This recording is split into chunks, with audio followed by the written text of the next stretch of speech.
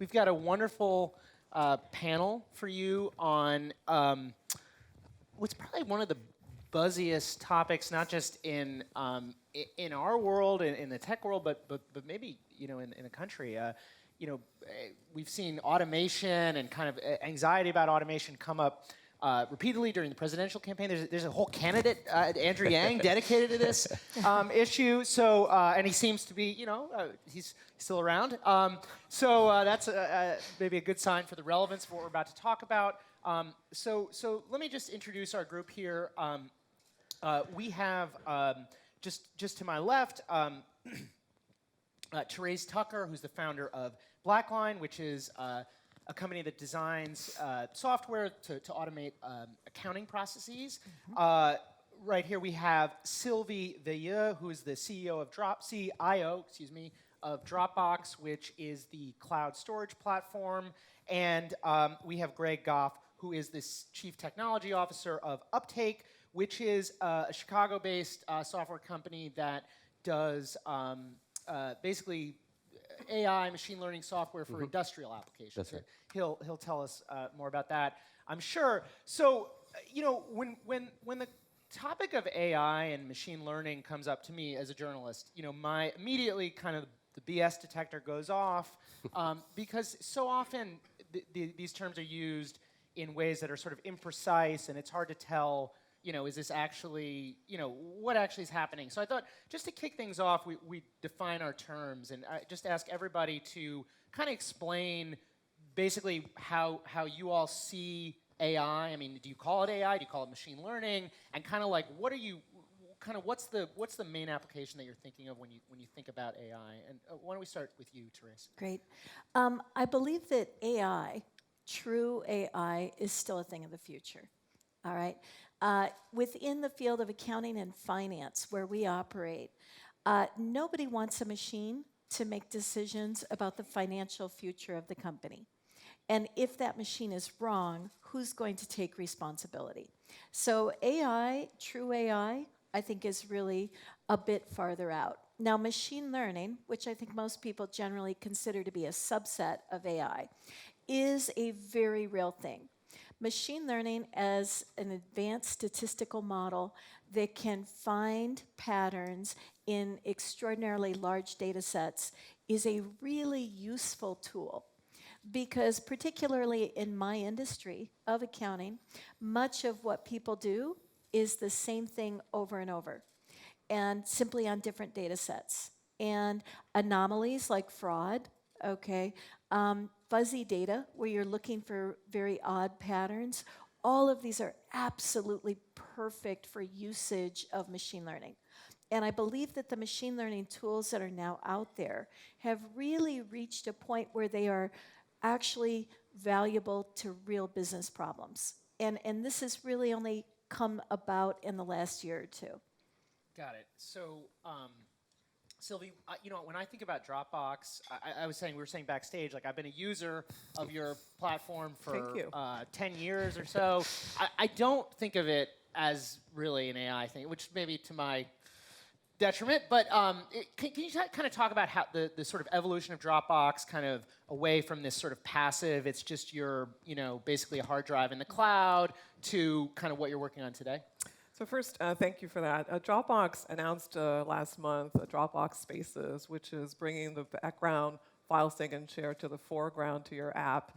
And it's a space where you can bring all of your cloud content in a connected workspace. So you have at your fingertip your data from multiple clouds, the Dropbox cloud, your files from Slack, from Zoom, from Google, all in one place. So what we've launched was the first smart workspace. And to be smart, we actually use machine intelligence as part of anticipating the needs of what you need at the moment in time that you need it. So we bring the information to you and anticipate that. So we use machine learning and AI and call it machine intelligence. Got it. So for example, what? Like I'm, working on a document and then the software suggests. Right, so the software will actually notice who you're collaborating most, who you're interacting with now. We'll be understanding if you have a meeting, and we'll be able to suggest it is likely that this is a document or actually the Slack channel that people are engaging with at this moment in time. Got it.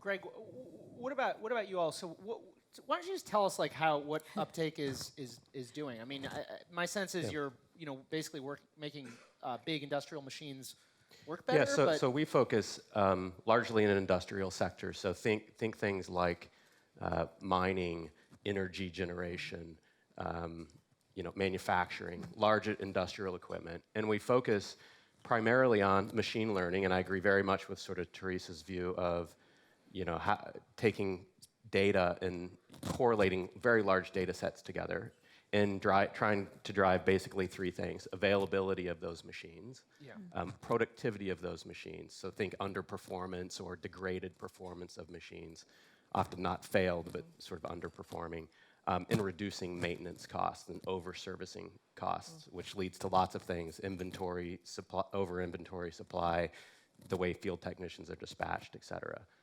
This is a really large, high money problem in the industrial sectors, and largely underserved by technology, but a very complicated sort of machine learning problem. It encompasses data sets, not just from the machines themselves, but data throughout the enterprise, things like work order data, or things like field service dispatching, as well as ambient type sources like weather affects tremendously the performance. To give you just a sense of sort of the scale of the challenge, the current installed wind turbine footprint, for example, just in downtime, could power 1 million more homes a year, just with the current installed footprint. So this is, there's carbon impact, there's lots of high dollar impact to these large assets. Interesting. So, obviously we talk about the cloud.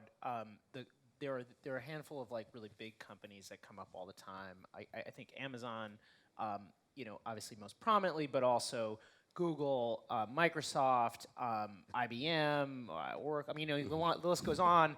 I'm kind of curious, Sylvie. Dropbox has, competes with many of these big companies. You also kind of collaborate with them. I mean, your software sort of integrates with them. How big a threat? I mean, how do you think about, say, the threat from Microsoft, which knocked off? I think, am I allowed to say this? Not, kind of came up with a very Dropbox-like product, and Google has kind of done a similar thing. I mean, all these big companies are now creating products that are designed to sort of look like yours, potentially take users from you. I mean, how do the big cloud companies loom, in your business? So let's first say we are at the exabyte scale, so we have a lot of storage out there. We believe in exabyte. Exabyte. Is that like? Because that's like 1,000. 1,000 petabytes. Petabytes. Okay. Yeah, it's pretty big. All right. I wouldn't want to store that in my backyard for sure. But if you think about how we think about it, the Microsoft, the Googles, those companies you named, they create those walled gardens where they want you to use only their products and all their products. We believe that users will want to use best-of-breed SaaS to be able to do their best work. So best-of-breed SaaS meaning the things like Dropbox, like Google, if you're a Google person, or if you like Slack, or if you like Zoom, we bring that together because that is best-of-breed. So we're an open ecosystem, and we partner with these companies. So it is natively possible today with our deep integrations to interact with and collaborate in Google or in Microsoft or in paper within Dropbox. So we're not competing, we're actually partnering because we believe people will want the best tools to do the best work. And does Dropbox buy cloud services from any of the other big companies, or are you kind of rolling your own? Or we have a proprietary infrastructure that we've built out, and we've invested massively in. Right. How's that working out? Just great. Therese, I'm guessing, and maybe I'm wrong, but I'm guessing part of your, as you think about kind of the future of BlackLine, you have to worry about the possibility that Google or Amazon or somebody just kind of directly tries to no. Why not? People don't care about accounting. No, for years back at the end of 2007, we made a decision as a software company to only sell cloud going forward. Got it. And we had to decide, are we an on-prem company or are we a cloud company? And at the time, we had to have our own private data center because companies were so concerned about security And public cloud was not in a place yet to really offer that type of security for financial information, right? Just in the last couple years, we've seen a dramatic shift, both in the levels of security that public cloud can provide, and in the appetite for larger corporates to actually put their financial information in the cloud. So we're actually in a process right now of moving. We're going to have a public cloud infrastructure as well as our private data center for probably the next 5 years. Got it. And the public cloud infrastructure being an infrastructure that you host or that you... We're using Google. Okay, got it. And so we have our own private data centers right now, where again, many of the larger, more conservative companies will continue to reside. And, but mid-market especially, mid-market companies are like, sure, put it in the cloud. And is that change, that shift in security or I guess comfort, is that just something on the user side where people are deciding, or has there actually been like some kind of technological breakthrough? Both. Okay. Both. It's on the public cloud side, the things that they've done for security have been phenomenal. I am finally comfortable that it'll be safe there, right? But also on the appetite side, you've seen larger companies where they go, you know what, it's cheaper, it is secure, we can access it, let's do it. So it's been on both sides. Yeah. Greg, kind of same question I just asked Therese. I mean, is there you have any fear? I mean, Amazon's whole thing is like picking on, one industry after another. They've come for Hollywood movies. I mean, it kind of sounds like a joke, but I don't know that it totally is a joke. I mean, do you have to worry about some of these larger players, moving into your space, or maybe they're already in your space? It's an interesting question. I don't worry about that a lot. Probably for similar reasons of, we tend to no, not that nobody cares. It requires kind of specific focus in certain areas. Expertise. In expertise. So, for example, we actually are aware of all the data that's hosted in this. We're not just agnostic to put whatever data. We specifically won't look at it as part of our products. We have a lot of expertise in that we have SMEs, ours, and we work with customers on specific machines, types of industries, the business models of those industries. Could they do it? Potentially, but it's very counter to their general business models of being very horizontal based. But at the same time, similar to what Sylvie said, we use a lot of their tools, and they're actually they advantage us in many ways to develop expertise faster in these sectors. So I kind of look at it as helping more than competing. And are you kind of spreading your business around, or do you have one particular? Is it like we Google? do. No, we're very agnostic. Okay. So we'll consume native services sort of where appropriate from the underlying platforms. But for us as well, I think for many companies, we were talking about this last week. My view is at some point we'll look back in time and say, can you believe we ever hesitated to put data in the cloud? Like that seems kind of weird that we'll kind of think about it like that. But at the same time, not all data is going to reside there. And so I think we'll look at storage a little bit more ubiquitous than just like cloud on-prem. I look at machine data. These big turbines can generate 1,000 data points at 20 kilohertz. Sampling rates. It's not practical to move that around typically, and so we kind of look at it more as we'll store the data where it makes the most sense. If that makes sense in the cloud, we'll put it in the cloud. If that makes sense somewhere local, we'll put it local.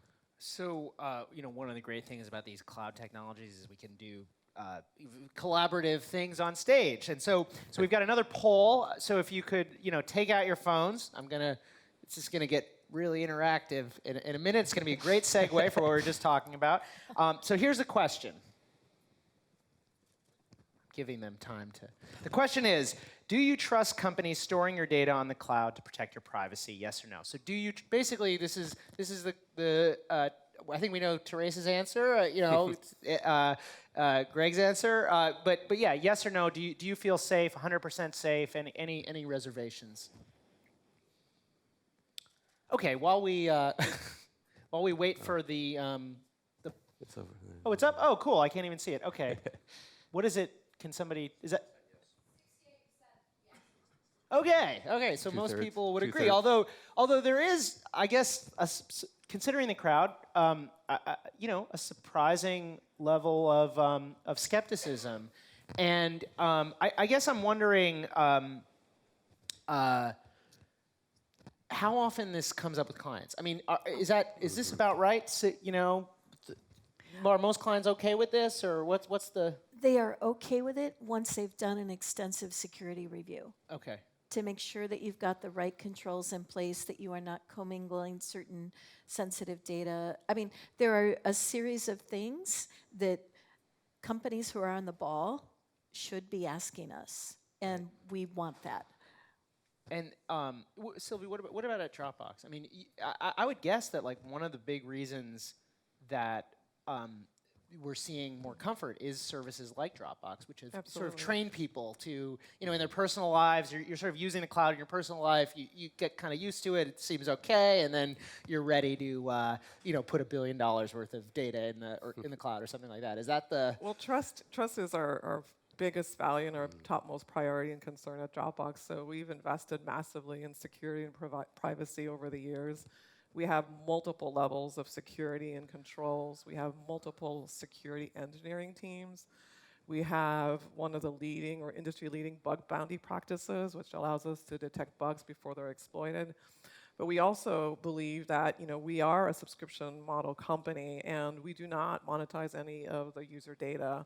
The other thing we do offer is we have the ability, and it goes back to choice, right? We have the ability to host some data in Europe or in Japan for the users who want it closer to home. So we have that flexibility in our model. So wait, do you not monetize the data? What does that mean exactly? Does that mean that means you don't sell it? I would imagine. Do you use customer data to train your machine learning algorithms, or? We look at users' behaviors and actually predicting what they will need next. Okay. We don't do deep invasive looking at data, but we understand what their behaviors are, so we can actually surface the next thing they want to do. Got it. We have things like images. How many of you have a folder with 1,000 files that has IMG-3456? And you're looking for that dog picture you have taken, right? How many of you give up? A lot of times. So we have the ability with our technology to search for dog across all of those images and bring that image and all those files that have a dog for you. So that's an example of how we're using intelligence in Dropbox. So in other words, not training on emails, for instance, like or on the contents of my story drafts or something like that. We're looking at how you interact, right? You're working with others and teams, and you're in Slack. Sometimes you're in Zoom. You're in Dropbox, and we actually surface the information we believe that you're going to need next. Got it. Greg, what about Uptake? I mean, because it seems to me there are two privacy concerns here. One is like if I put something in a cloud platform, could that get hacked? Sold to the Russians, whatever. Like the actual data. There's a sort of secondary concern, which is that I am going to train your software. Yeah. Like I'm an early adopter. Yeah. I pay you, probably a lot of money to make my wind turbines run more efficiently. Yeah. And then you guys spend the next 3-4 years, where I'm paying you every year, serving my business, but also improving your machine learning algorithms. Then 3 years later, my competitor comes along, signs the same contract with you, and is now benefiting from the work that you've. I'm curious if that comes up. Do clients worry about that? Do you guys think about that? Is that an issue? It comes up all the time. Yeah. And I would say in response to that, the cloud probably comes up more often than that indicates for us. And it's a combination of those two concerns, both security. And on the security side, it often comes up because these data sets that we work with, particularly machine-based data sets, they've often never really been looked at for data science before. And so the position of an industrial company is often unknown. And so therefore, the position tends to be one of conservatism. So do we want to move that data? Well, I'm not sure what I'm going to do with it in the future. Maybe I can monetize it myself as a revenue stream in the future, and therefore I don't. So that's sort of one aspect. The second aspect that you bring up is really interesting, which challenges, to me, a lot of how do companies think about competitive advantage. am I going to get competitive advantage because my assets fail less often than yours? I haven't really thought about that as a competitive advantage before, but now that that becomes possible, maybe I do. And we look at, particularly in the asset world, relative to machine learning, in the asset world is subject to the small data problem. Huge amounts of data, but rare failure occurrences. And machine learning lives on the amount of sort of labeled historical events, things that happened in the past, that happen in the future. And so we see even large companies, if you look at a $5 to $10 million asset, they might have 50 of those, even though there's 30,000 or 50,000 in the world. So the reality is, pooling data often is kind of the only way to solve the problem, right? Because it's this small data problem. And so that posture is different for companies that are extremely large versus companies that are kind of the longer tail. But generally speaking, the only way to get advantage, or one of the main ways to get advantage of this space, is by aggregating data at some level. Right, Obviously right. anonymized to the companies, et cetera. Right. But at some level putting it Well, and together. I have to think that this is an area where as you think about the threats from Google, Amazon, Microsoft, like you have an argument in your favor. I mean, there's been some reporting about sort of Microsoft and Amazon, where you have a lot of retailers sort of hesitant to do business with Amazon because they feel like, well, you're going to be training your machine learning algorithms on my sales data, and then all of a sudden Amazon Basics comes up with the exact same, whatever. Yeah. Or it's even maybe a vaguer concern, like I don't want to help my competitor, but it seems like as an independent, you have maybe the argument's a little easier on this. Yeah, for sure. So I want to talk about labor. We hinted at it, earlier. Definitely, I think the topic that probably comes up most when we talk about automation. Therese, I listen to what you're saying, and it makes me a little concerned for the future accountants of the world. I mean, are you? Maybe that's good, or I don't know if that. We could debate about that, but are in your engagements? I mean, are people? I imagine their employees are more productive. I mean, are they able to do more with fewer people? I think there's going to be a lot of different professions that are undergoing transformations over the next 15 years. Yeah. All right, I think it's not just accounting. I think it's, the legal profession. There are machines that can do contract reviews far better than people. I mean, if you just look across many of the white-collar jobs that are out there right now. In fact, I was on a panel a few weeks ago, and I said, if you've ever said, I'm so bored with my work, that probably means that your job is going to be replaced. Yeah. But it's an interesting, anything that is repetitive and boring becomes the candidate for something that can be replaced by software that is, frankly, far more accurate and faster than your brain will ever be. And so, yes, there will be absolute changes. I have sat in meetings where we'll demonstrate some of the automation that we provide, and you'll have someone in front who's sitting there going, oh my God, you just did in 15 seconds what I do in 8 hours. My job is going away. That absolutely happens. And it's about the type of work. Most people didn't go to college to be bean counters, right? They actually wanted to be something bigger. Yeah, to jump in on that conversation, I believe AI will not replace what humans can do. Humans are the only people who can create, innovate, and solve very complex problems, at least today. And I think what AI allows is to bring and surface options or advice for humans to actually solve those complex problems, not do it for them. So I see that as an augmented capability for humans to do their best work, meaning focus on the work only humans can do. Yeah, I agree. We were talking about, I very much believe in this augmented sort of intelligence view. And I see that as also not just the state of technology, but the path to adoption, right? And you look in everyday life at the ability to just, like, the willingness to just have cars drive themselves on the streets. The adoption curve typically lags significantly behind the technology readiness curve. And so often in our business, you'll take a technician who's been working on a machine for 40 years, and you'll have an algorithm say, no, you've been doing it wrong. That's a very intimidating kind of thing to do. And so it's more about how do you help and help the aging workforces in these industries, et cetera, sort of retrain the younger generations in a sort of different way to adopt the technology versus fighting it. Where do you think that the sort of political conversation? I mean, I guess I'm wondering, do you think the heat's gonna go up at some point? Where like, we're having this conversation, it's very theoretical, but I mean, do you have to plan for the risk of real sort of opposition or like a genuine, a genuine panic over automation? I mean, is that coming? I think it'll be slow enough. It's sort of like boiling the frog slowly. But I do think That's comforting. Yeah, sorry. But I do think that, as a society, we're going to have to deal with the fact that there may be huge swaths of the workforce that no longer have an opportunity to contribute. Yeah. So we're getting close to the end here. I wanted to ask you, all of you,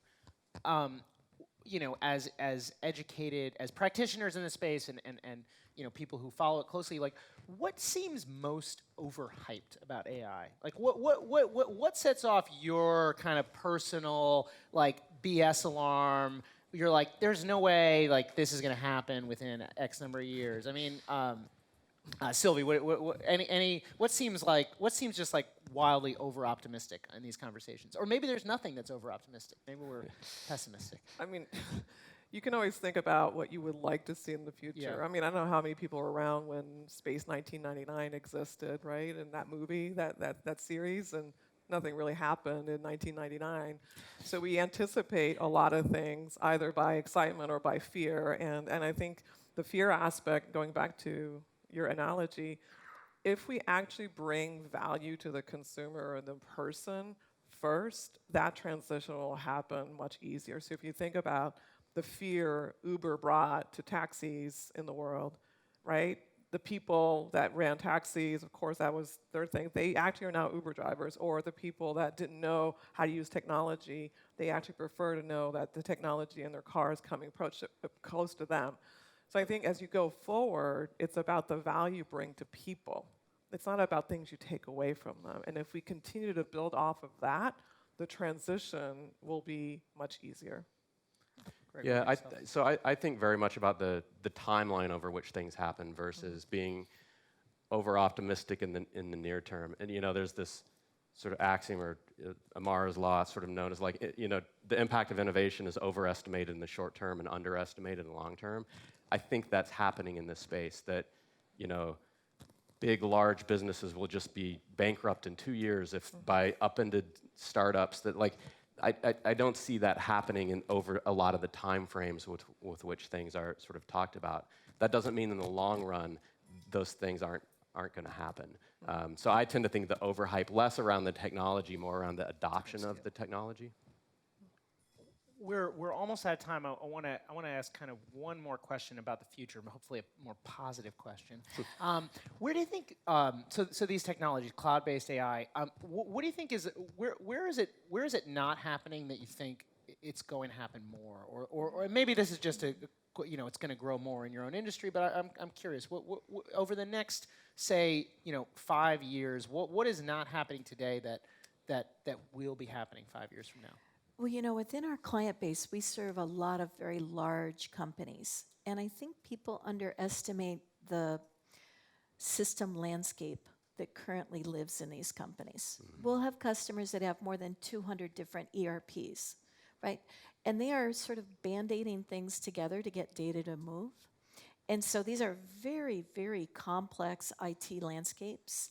And without sort of getting some of those simplified and rejiggered, so to speak, you're not going to be able to use some of the more advanced tools for a while. So I think that's going to take a while because these companies just have many years of technology layers that are really hard to unwind without breaking everything. Yeah, even within the modern SaaS at scale, like, I'm one of the CIOs that have close to 1,000 solutions to manage, and most of the platforms have some kind of AI capability. that means your workflows are traversing all these different SaaS solutions. So finding a way to automate cross-platform is a really interesting, problem to solve, right? And I know that there's RPA out there and intelligent automation coming, but it's in the nascent industry, and there's work to do there. But I think in much longer term, if you think about that 5 to 10 years, my perspective, nobody else's, and not Dropbox's per se, but I think we're going to see more machine and human team integration, and that's going to take a while because machines don't yet have the social capabilities necessary to work and collaborate. So I think we're going to have to wrap up now. So thank you so much, Greg, Sylvie, Therese, for being here. For me, my takeaway here is just that these cloud-based AI things are just happening so quickly, and obviously the privacy issue will remain. So we'll watch that carefully. Hope to have this conversation again in 5 years and see where things are. Thank you. Thank you. Thanks, Max.